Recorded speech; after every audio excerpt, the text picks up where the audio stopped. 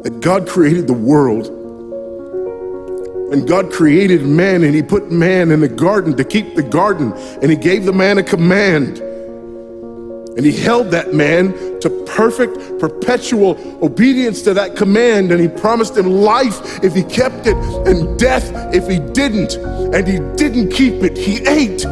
And because he ate, because of that one man, sin entered the world and death through sin. And everyone born from that man through ordinary generation inherited that man's sin nature. And because of that sin nature, sins proceed from it. And our world is broken because of that sin. And we stand guilty before a holy and righteous God. And we know that he's holy and we know that he's righteous, and we crave justice.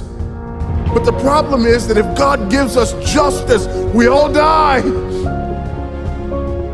And so that God, in his goodness and in his mercy, sent forth his son, who was not born of ordinary generation, but was born of a virgin. Yes, the virgin birth matters. Why? Because if he's born of ordinary generation, he's born in sin.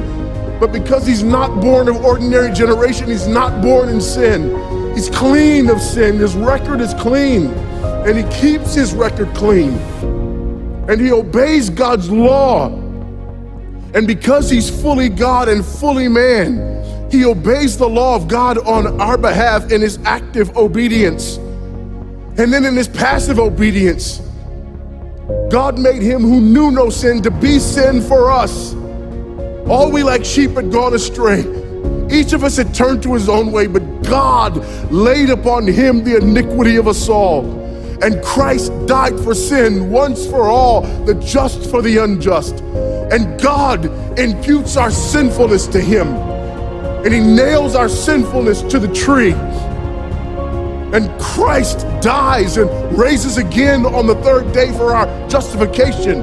And there's another imputation. The righteousness of Christ is actually imputed to us, so that God can be both just and the justifier of the one who places faith in Jesus Christ, so that all those who come to Christ may enter in, so that all those who place faith in Christ might be saved, but not only saved, but sanctified, because he's the firstborn of many brethren. We're justified and we're adopted into the family of God, and we're sanctified, and as his children we begin to bear the family resemblance, and we're further sanctified throughout this life by the very same gospel that saves us, until one day when it's all said and done, we're not just saved from the penalty of sin, we're not just saved from the power of sin, but one day we're glorified and saved from the very presence of sin. That's the gospel that we preach.